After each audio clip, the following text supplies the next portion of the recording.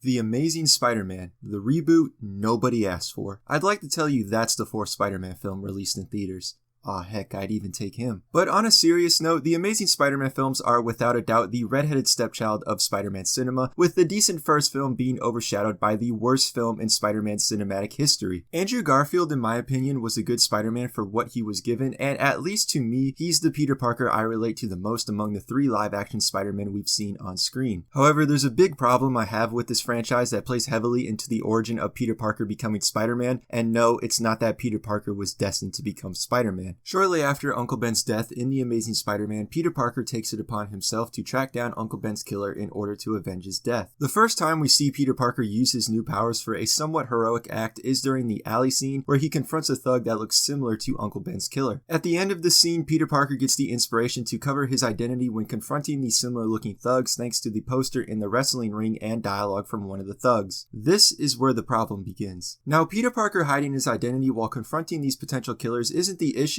The issue comes into play when Peter decides to create an entire Spider-Man suit just to go after one person. That is not needed. Up until the bridge scene after the Stacy's dinner, there's no indication that Peter is using these powers for the greater good, which evidence supporting this claim comes from dialogue between Captain Stacy and the other police officer during this scene. There's no point in creating an entire Spider-Man suit just to go after one person. It doesn't kick into Peter's head that he can use these powers for more than just tracking down Uncle Ben's killer until the argument between him and Captain Stacy at the dinner scene, making Uncle Ben's responsibility speech almost pointless, which this completely butchers the lesson learned from Uncle Ben dying by the hands of someone that Peter could have stopped. The origin of Spider-Man is built off guilt. Peter realizes the person who killed his uncle is someone he could have stopped, and for that he becomes Spider-Man because it's now his responsibility to do so. The entire purpose of Peter becoming Spider-Man in this film is based off revenge. There's no prior indication that Peter is using these powers for anything other than tracking down Uncle Ben's killer. While in the vigilante suit, all we know is that Spider-Man is targeting similar looking people, and even the first time we see him in the full Spider-Man costume, he's doing the same thing. His first heroic act not related to Uncle Ben's death is during the bridge scene, which he only realizes he can use these powers for more than just one thing thanks to Captain Stacy's words at the dinner table and not what Uncle Ben told him before his death. Uncle Ben's responsibility speech in this film is pointless since it doesn't click into Peter's head to use these powers for a greater good until the dinner scene. It's also pointless for Peter to create an entire Spider-Man costume just to track down one person. I think if we either saw Peter finally confront his uncle's killer prior to fully becoming Spider-Man, then we wouldn't have this issue. Or even if we saw Peter doing other heroic acts in the vigilante suit not related to finding his uncle's killer, then we would have had a better origin story for this character that wasn't solely based off revenge, but instead Peter having a moral obligation to protect the city thanks to Uncle Ben's responsibility speech. So let me know what you guys thought of the video and if you agree on why I think this is the biggest problem with the Amazing Spider-Man series. And it's not to say that I don't like this series, as I find every Spider-Man film enjoyable, but obviously none of the films are perfect, and I wanted to get this off my chest given how much of a mess the origin is with the Amazing Spider-Man. And as always,